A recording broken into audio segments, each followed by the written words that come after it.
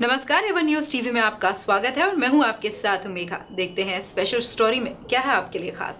वीर भारत न्यास ट्रस्ट द्वारा जीतू पटवारी को 5 करोड़ का नोटिस, जिसका पूरा जो उनके नोटिस में हमने सारी चीजों उनको लिख कर दी हैं, लिख के बताई हैं और उनसे साधारण रूप में मैंने ये कहा है कि आप एपोलॉजी करो।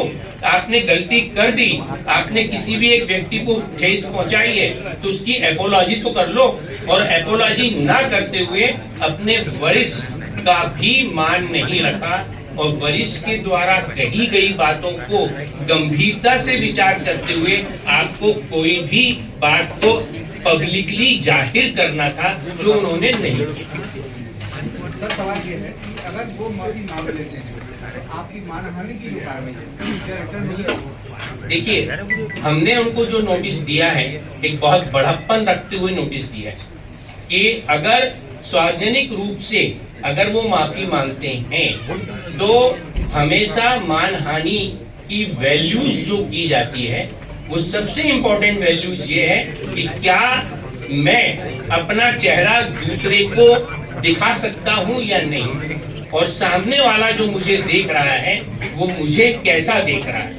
अगर वो स्थिति क्लियर हो गई, उस माफी से हम संतुष्ट हो गए, तो हम आगे की कार्यवाही अपने पक्षकार से पूछ गए कि आपका जो वाली जो बात थी कि क्या आप मॉनिटरी कोई रिलीफ उनसे और चाहेंगे या नहीं चाहेंगे, इस संबंध में हम उनको एक अलग से कार्रवाई करते हुए कि क्या आपको मॉनिटरी रिलीफ और इससे क्या नुकसान हुआ है, वो नुकसान यदि हम उसकी गणना करेंगे और गणना करने के बाद आगे की कार्रवाई। अगर इसके न्यास के चुनिए अध्यक्ष सर यहाँ देखिए, मैं जिसका पक्षकार हूँ उसके संबंध में आपके सामने बोलने आया हूँ। अब आपका जो सवाल है वो अभी मेरे पक्षकार नहीं है, और अभी हमारे जो पक्षकार हैं श्री राम तिवारी हैं, उनसे संबंधित हमने जो कार्रवाई की है उसके बारे में ये जानकारी हम आपको दे रहे हैं। 3 सवाल हम जीतू पटवारी जी से करना चाहते हैं। पहला, जब आवंटन शासन के संस्कृति विभाग को हुआ था और विधि से कोई प्रीमियम भी दे नहीं हुआ था, तो ये 1 रुपए में जो 500 करोड़ की जमीन का जो एक झूठा केस उन्होंने पूरा बनाया, जो नैरेटिव सेट किया, क्या कोई दस्तावेज है उनके पास? एक भी दस्तावेज नहीं है और ना आप तक पहुंचा है। दूसरा सवाल, क्या पटवारी ने राज्यपाल का अभिभाषण, क्या कलेक्टर का कोई आदेश या पंजीकृत न्याय पत्र, कोई भी जो सार्वजनिक दस्तावेज था जो पब्लिक फोरम में पब्लिक डॉक्यूमेंट की तरह उपलब्ध है, जो आप और हम सब देख सकते हैं, इन सभी दस्तावेजों को नजरअंदाज क्यों किया गया? क्या उन्होंने इसको पढ़ने का भी कष्ट किया? तीसरा, कांग्रेस के जिस पूर्व मुख्यमंत्री को इसी न्याय अध्यक्षता की है इस ट्रस्ट की उन्होंने, क्या वे भी इस घोटाले में शामिल थे? क्या जीतू पटवारी जी ने उन पर भी सवाल खड़ा किया है?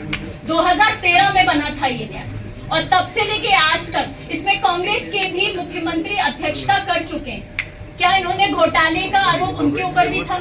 चौथा, क्या दिग्विजय सिंह जी के खंडन के बाद भी कांग्रेस का अधिकृत रुख यही है?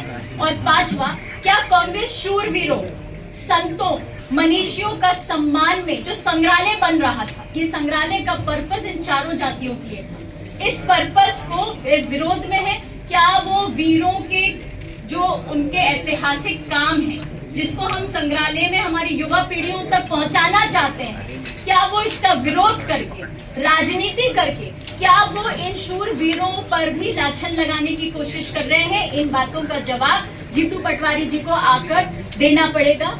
और जैसा कि अभी हमारे वरिष्ठ अधिवक्ता हरीश मेहता जी ने भी कहा कि कार्यवाही तो की गई है, अगर वो माफी नहीं मांगते हैं तो इसमें सिविल के प्रकरण भी लगेंगे, क्रिमिनल प्रकरण भी लगेंगे, और जो 5 करोड़ की मांग की गई है हमारे नोटिस में मानहानि के लिए, वो 5 करोड़ हमारे पक्षकार द्वारा सार्वजनिक एनजीओ को डोनेट कर दिया जाएगा।